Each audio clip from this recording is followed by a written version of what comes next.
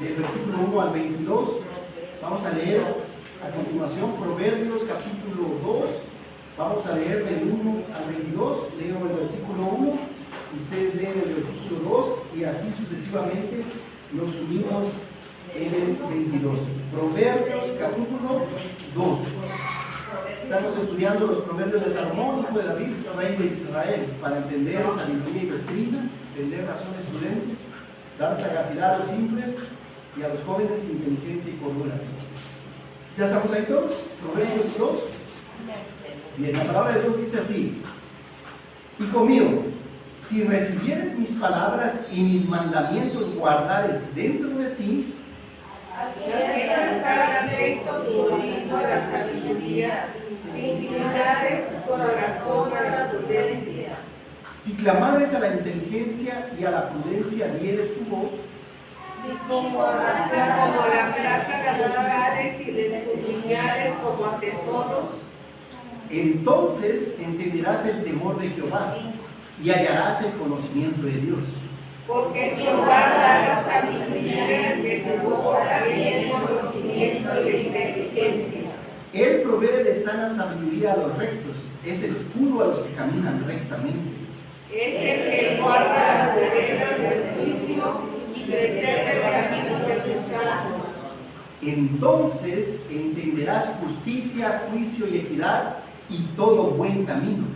Cuando la sabiduría entra en tu corazón y la ciencia puede grata tu alma, La discreción te guardará, te preservará la inteligencia.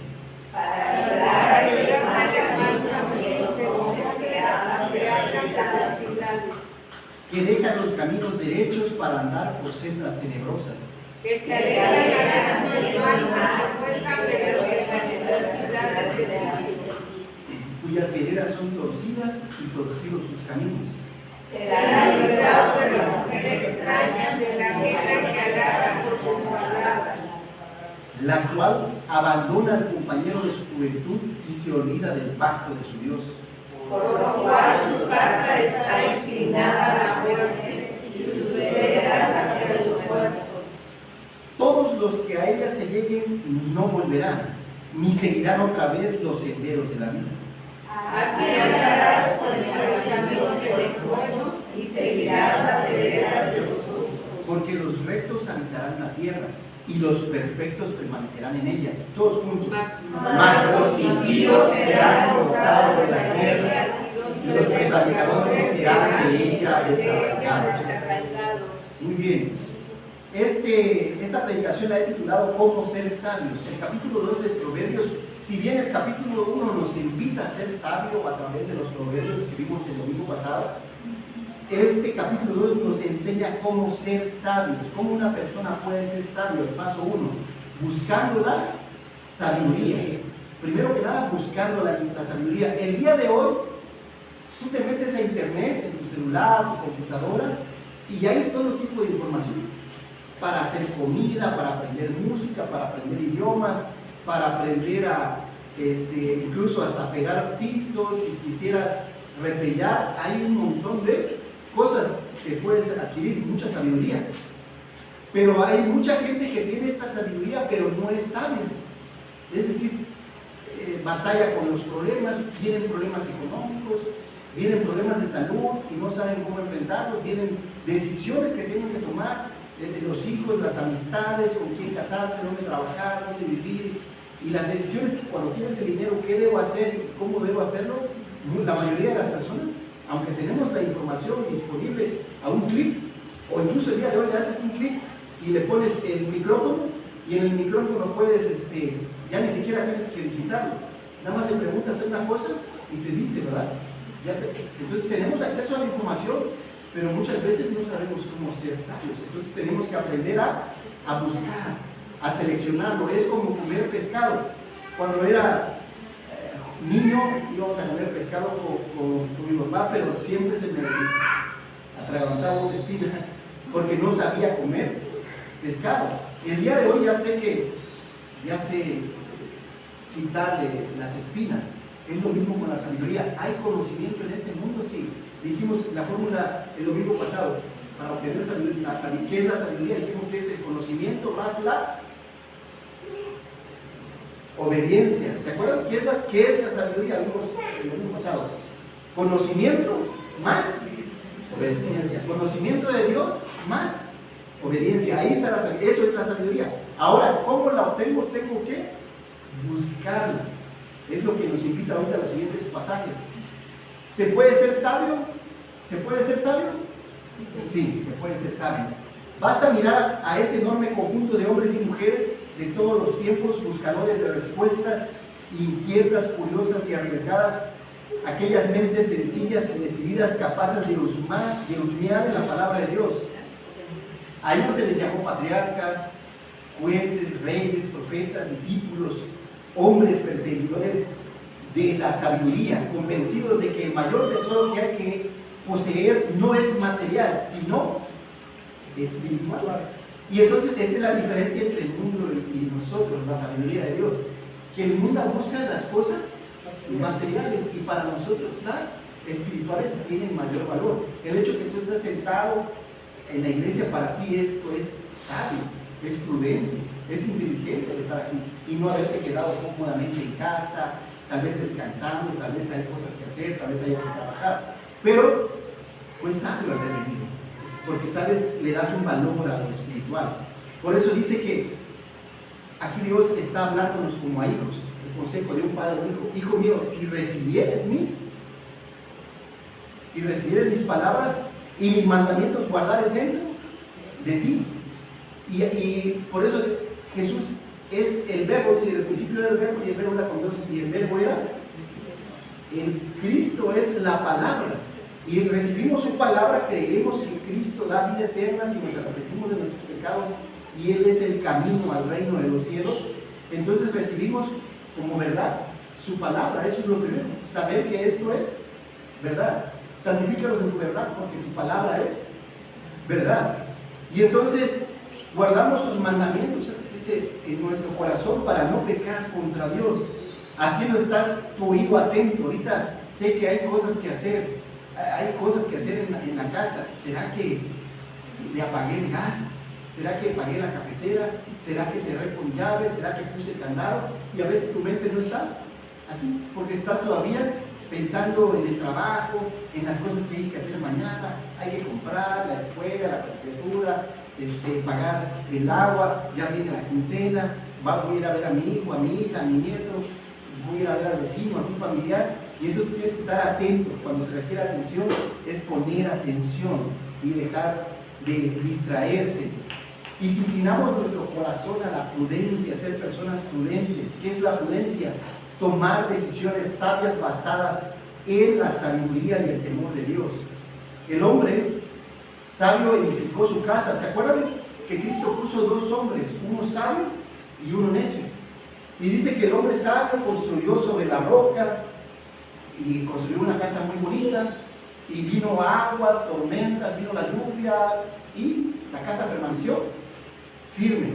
Pero el otro hombre que no era sabio, que era necio, construyó sobre la arena y vino agua, vino lluvia, y dice que se llevó la casa y tuvo gran ruina. Y se refiere a que un hombre sabio, una mujer sabia construye sobre la roca, sobre la palabra de Dios. No construyes sobre mis sentimientos, sobre mis emociones, porque tus emociones son volátiles. A veces te enojas, a veces eres celoso, a veces eres impaciente, y entonces no es basado en cuanto a tus emociones, porque entonces la vida en base a emociones siempre va a ser: ahorita me siento bien, me siento triste; estoy contento, me siento triste; estoy enojado, estoy mal. Y entonces siempre son altos y bajos, y entonces eso es un descontrol emocional. Y el hombre que camina por fe dice: llueve, truene, relampaguee, voy a la iglesia; haga calor, haga frío, voy a la iglesia. Porque a veces tomamos el pretexto del calor: hace mucho calor, no voy a ir; o estamos a 4 grados, tampoco voy a ir; o está lloviendo y no voy a ir, ¿verdad? Eso no es sabio. Y entonces debemos clamar, decirle a la inteligencia, llamarla hermana, y a la sabiduría pariente, y darle tu voz a la prudencia, buscar ser prudentes, porque a veces somos imprudentes a la hora de hablar. llega una visita, algún familiar, y somos de los que hablamos de las demás personas de manera imprudente. Y escudriñamos, por eso dice, si buscamos la sabiduría, por eso se tiene que buscar, escudriñando como un tesoro escondido. Platicaba con un señor que se dedica, ya es pensionado, vive aquí en un rancho del lado izquierdo, y se dedica a buscar tesoros, ¿no? Porque algo que tienen las montañas aquí de Nuevo León es que antes del tiempo de los españoles, de llegar a los españoles, estuvieron los chichimecas, y cuando en el tiempo de Moctezuma, se cree que se escondieron tesoros en las montañas. Lo mismo que los españoles guardaron sus tesoros. Y entonces, algunos buscan en ciertas montañas, andan buscando esos tesoros, famosos tesoros escondidos. Y entonces tienen que invertir una gran cantidad de tiempo, dinero y esfuerzo para andar buscando tesoros. Es uno de sus hobbies, ¿verdad? Ya pueden hacerlo porque están pensionados. Pero si llegan a encontrar un tesoro como esos, dice, hemos encontrado algunas cosas, algunas monedas, algunas ollas de barro enterradas con algunas monedas que valen como onzas de plata y onzas de oro, y hemos por lo menos recuperado lo que hemos gastado en las máquinas que hemos comprado. Pero dice que así tenemos que buscar la sabiduría. ¿Lleva tiempo ser sabio? Leer, estudiar, memorizar, meditar, poner en práctica la palabra de Dios. Cuando dice que a palabras necias oídos sordos, ¿no? Es un proverbio que dice que tenemos que aprender a responder con sabiduría y no de la misma manera que lo hace una persona iracunda. Y dice entonces el versículo 5, entonces, si primero recibes su palabra, guardas sus mandamientos, estás atento, inclinas tu corazón a la prudencia, la buscas como a los tesoros, como al oro, a la plata, así como trabajamos. Somos capaces de trabajar todo el día, nos levantamos en la madrugada, nos vamos todo el día a trabajar y al final de la quincena tenemos algo en la bolsa, ¿verdad? Si la buscáramos así, como cuando buscamos el dinero de la quincena o de la semana, no sé cómo te pague, o diariamente, si la buscáramos así, entonces, dice el versículo 5, entenderás qué cosa, el temor de Jehová. Entonces entenderás el temor de Jehová y hallarás el conocimiento de Dios, porque Jehová da la sabiduría y de su boca viene, de sus palabras viene el conocimiento y la inteligencia. Aquí está la sabiduría, el conocimiento, la inteligencia, la prudencia está aquí. Él provee de sana sabiduría a los rectos. ¿Y qué es la rectitud? Es hacer lo que es correcto guiado por Dios, no lo que yo pienso siempre y creo que es correcto, es lo que Dios me dice que es correcto. Ese escudo también Dios te va a dar la sabiduría y te va a guardar de todo lo malo. Guarda las veredas del juicio y preserva el camino de los santos. Entonces entenderemos justicia, juicio y equidad. ¿Cómo ser una persona que sea justa con la pareja? Porque a veces podemos estar siendo malagradecidos. ¿Cómo ser justos con los hijos? A veces podemos estarlos disciplinando, pero a veces se nos puede estar pasando la mano. Podemos ser demasiado groseros o demasiado autoritarios y no es sabio eso. Cuando la sabiduría entra en tu corazón y la ciencia y te agradan las palabras de Dios, el conocimiento que Dios da a través de su sabiduría, ¿qué es la ciencia? Es el conocimiento práctico, lo que puedes poner en la práctica, lo que puedes poner, como decía Santiago, sed hacedores de mi palabra y no solamente es que vengamos aquí. ¿Qué es lo más importante de venir acá? Sí, orar, cantar, servir a Dios, tener amor ágape, pero lo más importante es lo que te puedas llevar para la semana. ¿Qué puedo poner en práctica en la semana? Y que yo sea diferente al que yo era la semana pasada, para que pueda la sabiduría guardarme del mal camino. Entonces me va a librar del mal camino, de los hombres que hablan perversidades, que andan en caminos torcidos para andar en caminos derechos y no en sendas llenas de oscuridad, sino en una senda de luz, que se vuelcan en las perversidades del vicio, cuyas veredas son torcidas y torcidos sus caminos, ¿no? Ya hemos visto eso, que hay dos caminos, un camino grande que va a la destrucción y un camino pequeño, angosto, donde decía Jesús, pocos caminan y transitan.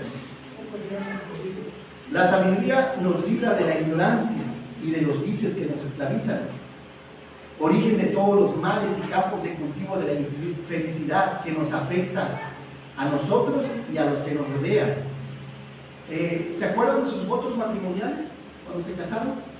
Y que decían, prometo ser fiel en la prosperidad y en la adversidad, en la salud y en la enfermedad, amarte y respetarte todos los días, que es un pacto que Dios hace contigo, ¿verdad? El poder valorar las cosas buenas que Dios te ha dado.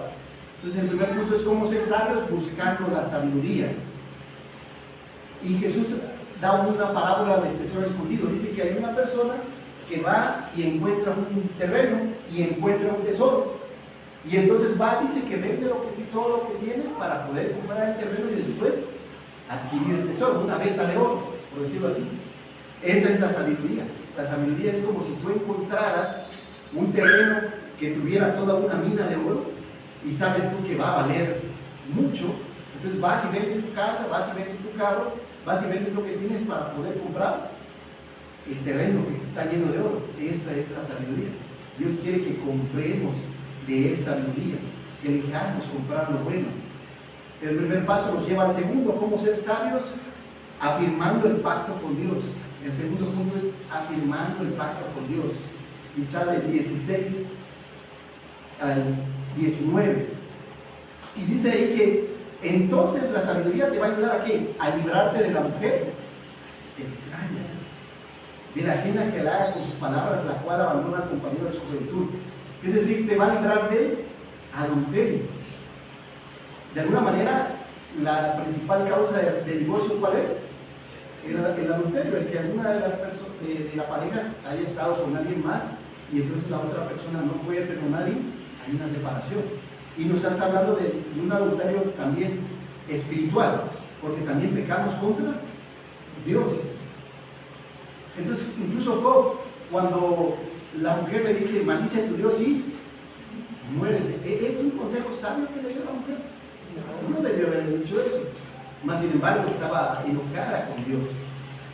Vemos también que hay una ley que en el Antiguo Testamento se prohibía el adulterio, y la persona que era sorprendida en adulterio, ¿qué le pasaba? Era muerta, apedreada. Incluso en una ocasión llevan a Jesús una mujer adúltera, y ¿qué es lo que dice Jesús? El que esté libre de pecado, ¿qué debe hacer? Y entonces uno a uno dice que se fueron desde el más joven hasta el más grande, porque todos los acusaba su conciencia.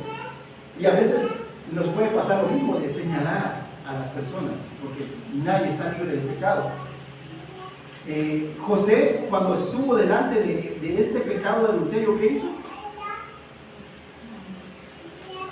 Salió corriendo, ¿verdad? Salió corriendo. Pero lo contrario de David, ¿qué hizo David?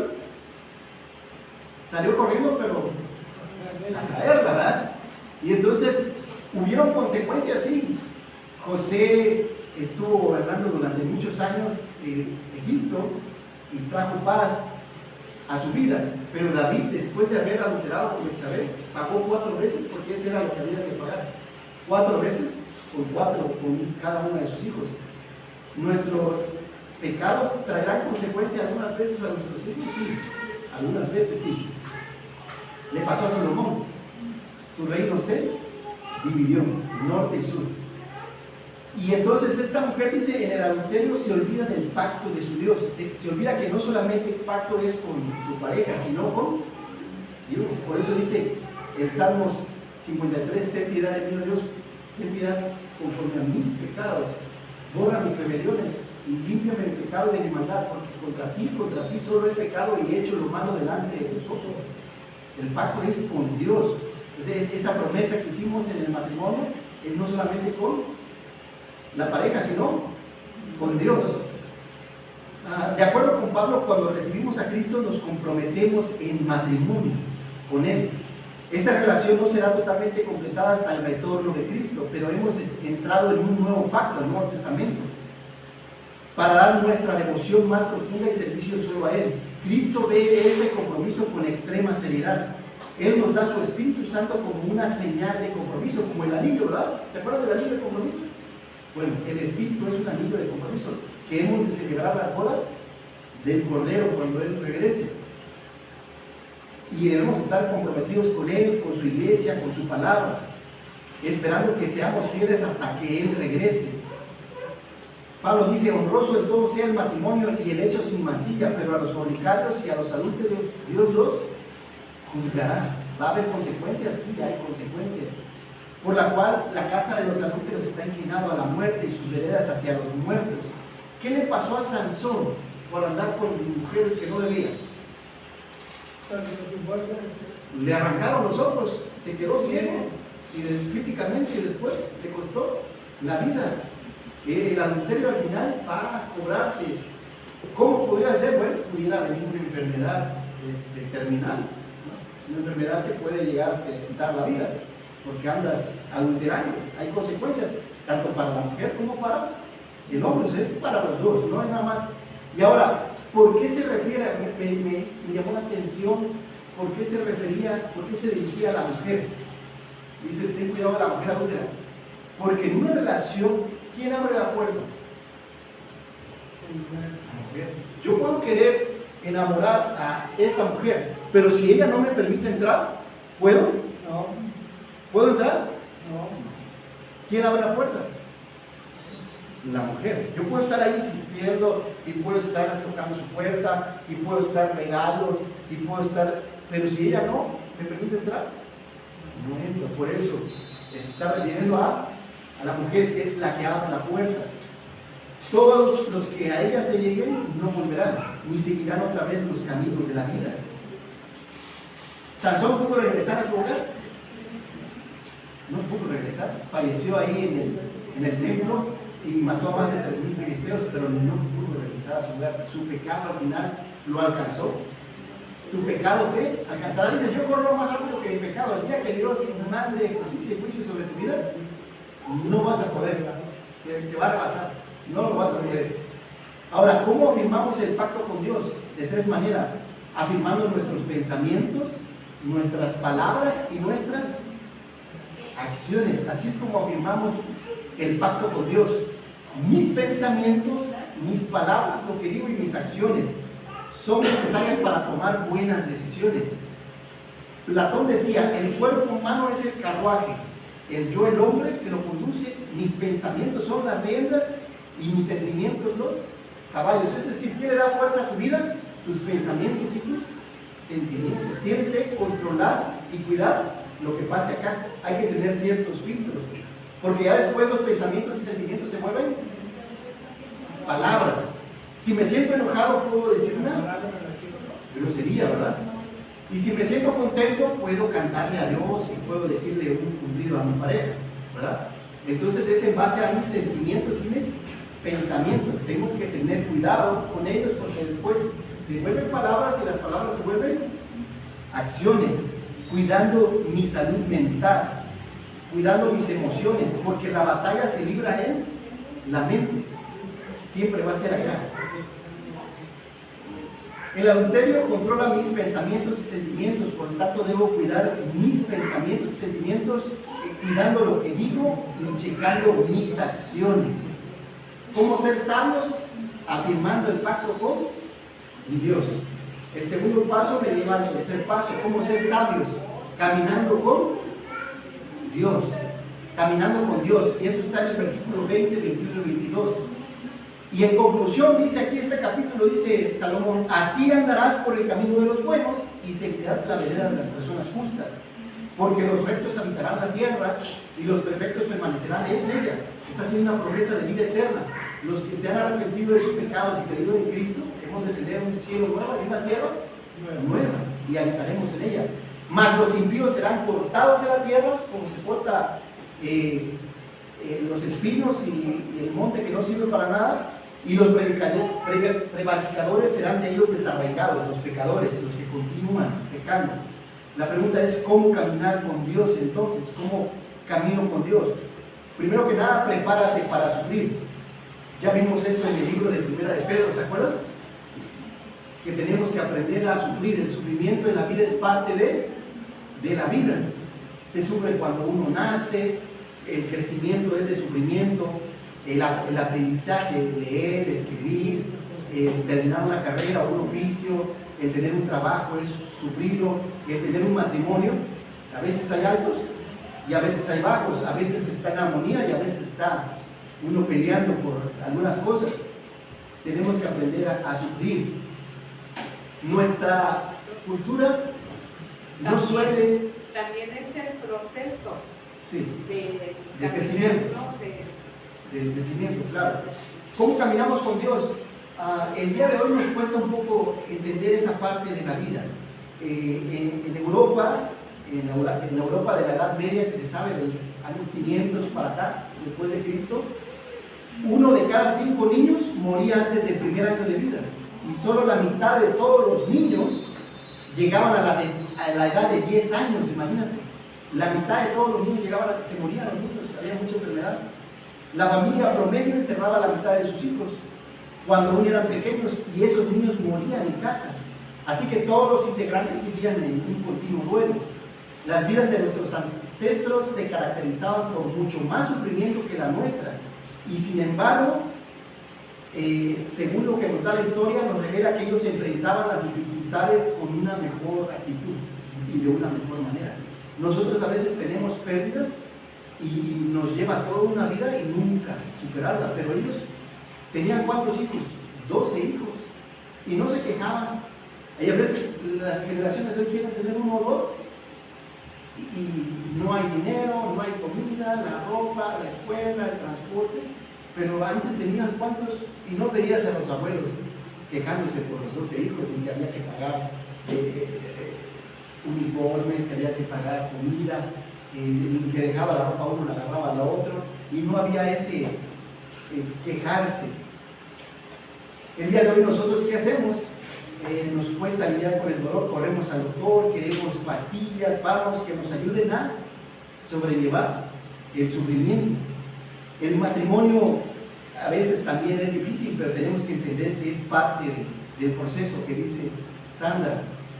Y a veces el matrimonio es como caminar en un charco de lodo, ¿verdad? Te manchas todo, pero del otro lado llega el momento que te lavas los pies y continúas. Bueno, así es parte del caminar con Dios, saber que estar consciente del sufrimiento de la vida. Y no todo es como lo cuenta las películas y las novelas, que todo es como un final de princesa de Disney, ¿no? Que se casaron y vivieron felices por siempre, ¿no? No tuvieron problemas económicos, nunca se pelearon, nunca discutieron por la escuela, por el uniforme, por la salud, nunca tuvieron problemas, ¿no? Eso es allá en la televisión. ¿Se acuerdan de Enoc y Elías? Dice que Enoc dio testimonio de haber caminado con Dios y Dios se lo. Pero también Elías, que fue un profeta que agradó a Dios, y Dios mandó unos carruajes de fuego por su vida y se lo llevó. 2 personas que dieron testimonio de haber agradado a Dios fueron arrebatadas y llevados delante de Dios. Nosotros también estamos esperando que Dios venga por nosotros. O vamos nosotros a Él, o Él viene por nosotros para estar en su presencia. A los apóstoles les costó un precio caminar con Jesús, ¿se acuerdan?